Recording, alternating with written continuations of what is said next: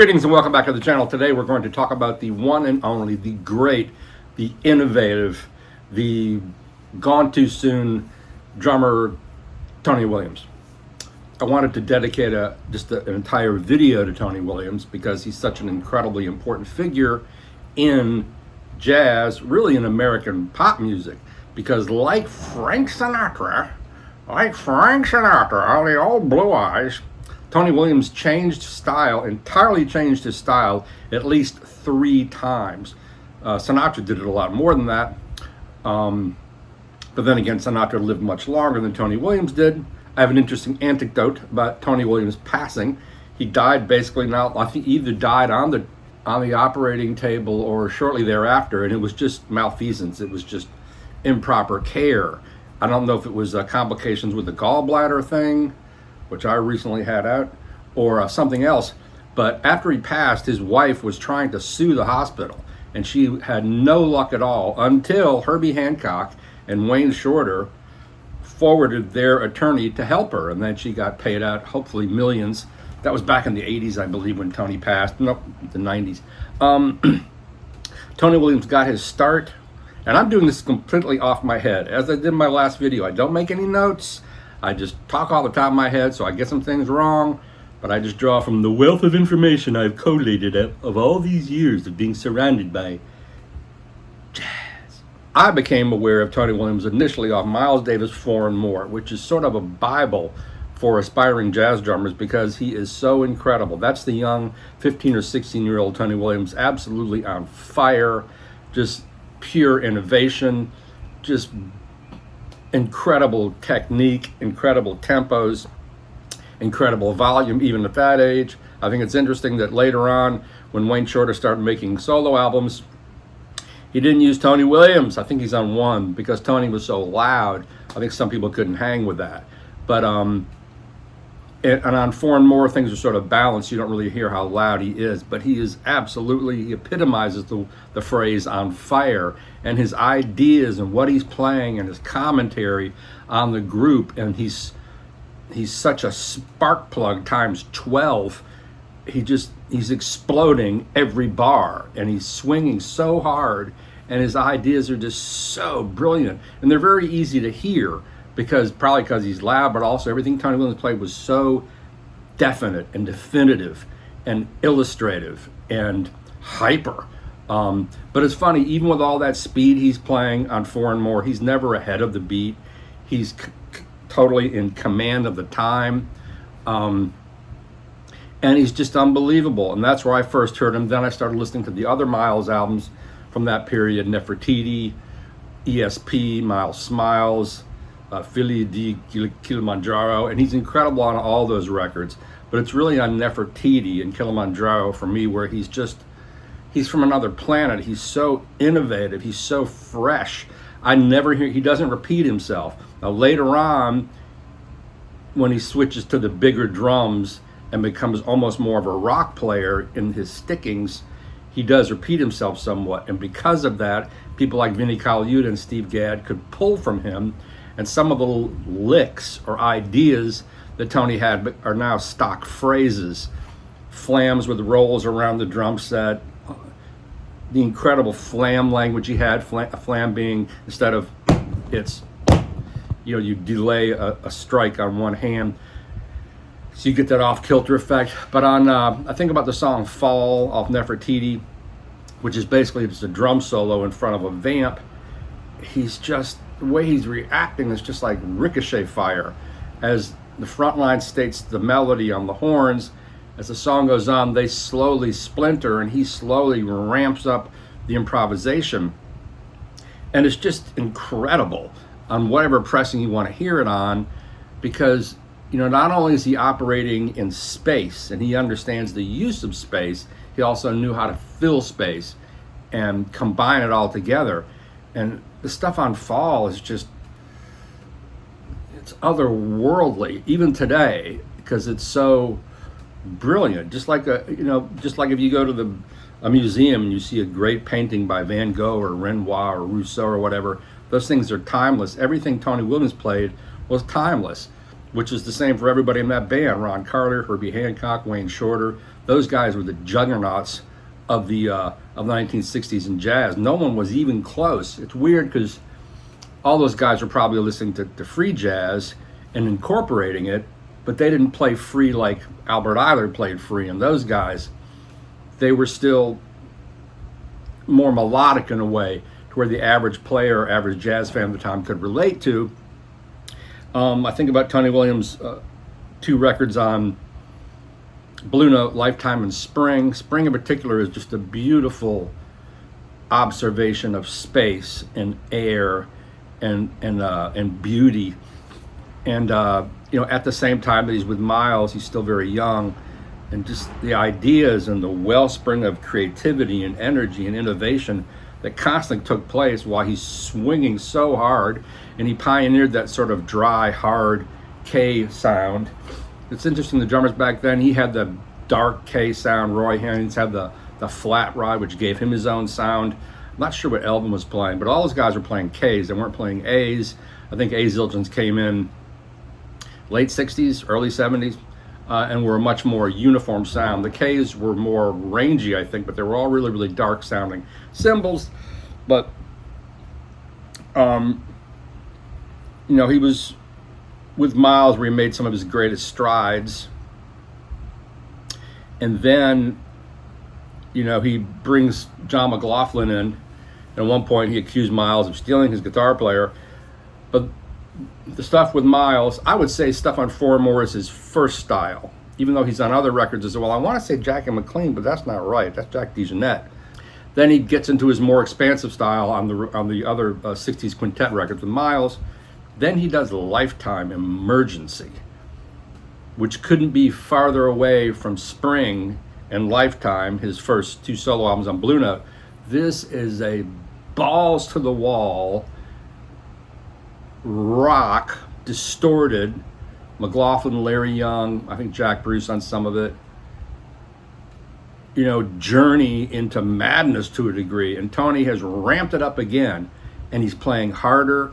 It's interesting, there's a video that's gone around, and it's improved since I first started seeing it on YouTube, of Tony playing with Stan Getz, Chick Corea, Stanley Clarke, and they're doing Captain Marvel. They all played on that record. Is it on La Fiesta? Anyway, and his solo is it's one of the greatest solos of all time. It's just astounding because it's the dynamics level, the ideas, the groove at the end. It almost, in a way, it sort of predates by, what is that? Not that many years, 10 years or something. It predates Steve Gadd's solo on Asia. You could not have the Asia solo you couldn't have any Steve Gadd without Tony Williams. But that solo in particular, they captured live, is just, it's so graceful, and the ideas, and it goes from very quiet to just incredibly boisterous, but it's always controlled. And the ideas are just so amazing. And the relationship he had with his ride cymbal and the touch he had on the kit. He always played traditional. That's just a profound solo. And I can't remember if he's soloing up over La Fiesta or something else. But anyway, so that again is another progression on from Lifetime. I think Lifetime emerging is 1969, right after Bitches Brew. I might have the exact date wrong, but it is just, they've reissued it on CD and they cleaned it up so it's much more listenable. But man, it's absolutely ferocious. And nobody ever really topped that band. I mean, the Mahavishnu Orchestra sort of took from that, with Billy Cobham on drums and Rick Laird and Jerry Goodman and the incredible Jan Hammer on keyboard. I think Tony Williams was sort of, I could be wrong, but I sensed at some point that he was upset that he hadn't gotten the acclaim that Billy Cobham got, because among drummers, Billy Cobham was like a god in the early 70s, because people like me who were into rock got into jazz through Mahavishnu Orchestra and Billy Cobham. And then I discovered Tony Williams, even though it took me a while to get it. Once I did, Billy Cobham is still an incredible drummer and an innovator in his own right, but Tony's a whole nother ball of wax. First, Billy Cobham never, ever swung like Tony Williams did. even though Billy could have arguably a better rock groove. He had his own very square, boxy, incredible power groove. But Emergency Lifetime, if you can just pull it up, it is just so, you know, it'll blow your hair not back, it'll blow your hair out. It's so ferocious and it's distorted, and it's an earthquake. And that's a direct line from Emergency to Mahavishnu Birds of Fire and Intermounting Flame in the Trident Sessions, if you haven't heard that, which is a great record. And then I believe this is around the time, and again, timeline of VSOP, where the guys from Miles' band got back together with Freddie Hubbard on trumpet. And by this time, let me go back a little bit. Have to go back. We have, after the first Emergency Lifetime, a few years later, Tony did a series of solo albums around that time that are more electric and rocking. He sings on some of them.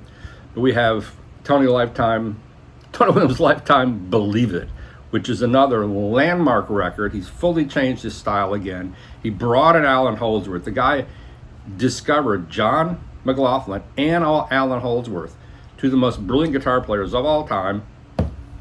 So he brings in Holdsworth, and I mean, that album, Believe It, is just another incredible record. And the Hi-Hat label recently put out that band playing live, and they sound just like that album, Believe It, but it's live.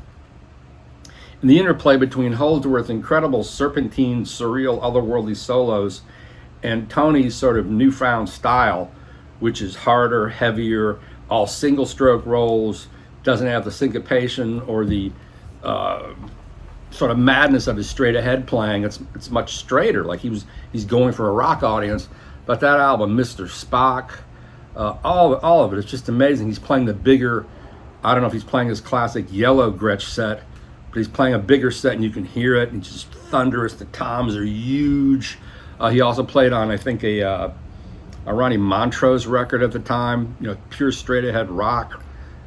But Believe It is just astounding. It's just, even now, it holds its weight as one of the great jazz rock albums of all time. So you could easily say that Tony Williams invented jazz rock with Emergency and then Believe It, even though Believe It, I think, is about 74 or 75. But he's still playing jazz during this whole period. And I have all the great jazz trio records he's on, where he's playing, you know, with Tommy Flanagan or Hank Jones and Ron Carter on bass. I think sometimes Buster Williams or someone else, but just playing standards. And his style is nothing like it was just 12 years before. Is that right? So, yeah, just 12 years before. It's heavier, it's more of a rock thing, and it took me a long time to appreciate what he was doing. To me, it was like heavy and thick and bombastic, but if you listen to those records, he's still swinging incredibly hard. He's gone from like a young guy with all this fire and energy, you know, and just on the edge all the time, to a much more mature player who still has all this intensity. He's gone from like a Ferrari to a Rolls Royce cruising down the road, or a Mercedes, just as much power, but more in control, more gravitas, simpler in a way. But when he takes fours on anything with the great jazz trio, they're beautiful. They're just beautiful, and they're so architectural and gracefully conceived and perfectly executed, and they're always totally in time. Boom, no matter what he's playing, and no matter how bombastic or heavy or hard. But anyway, so at that point, Tony's style has totally changed, playing the big Gretsch, yellow Gretsch drums. You can hear it on the VSOP record. You can hear it from their Japanese record, Live at the Coliseum. I think that's what it's called. And he's a totally different drummer, but he can still play everything he played before. He's just playing simpler, and it's more single-stroke rolls. In a way, it's much heavier and more powerful. During the end of his life, I think the last record he made was called Wilderness, with Herbie, Charlie Hayden, Pat Metheny, and it's a pretty good record. He'd been back in school studying composition when he passed, and I interviewed him just once for Musician Magazine. We had these little tiny snippets we do, like a practice tip or something. Musician was a great magazine, and my assignment was to understand how he holds his sticks. I mean, now I'd ask for more than that, but that's what the editor gave me. And Tony was setting up his own drums at Birdland up on, in Midtown. And he just didn't seem like he was a happy guy, a friend. He wasn't friendly. He was kind of scary to me. Maybe he didn't want to do press. Maybe I appeared to be stupid. I don't know. So I said, how do you hold your sticks? And he said, put your hand out. So I put my hand out, and he put a stick in it. Close your hand. So I believe Tony practiced a French grip on the left hand, which we have the standard grip, which is like that. Then we have the French grip, which timpani players use. I believe that's correct. And most drummers kind of veer in between the two. You don't play a ride cymbal like that. You play it like that. And I can't remember what he showed me for the left hand, but I just remember him saying, stick your hand out. Put the stick in my hand. Close your hand. That's how I hold my stick. That was the scope of that interview. But, through the years, I've come to understand his playing a little better. I've come to appreciate it a lot more, primarily through Billy Drummond. He said, no, man, you got to check out all that latter period, Tony. It's just as heavy and beautiful and important, as innovative as the early young Tony.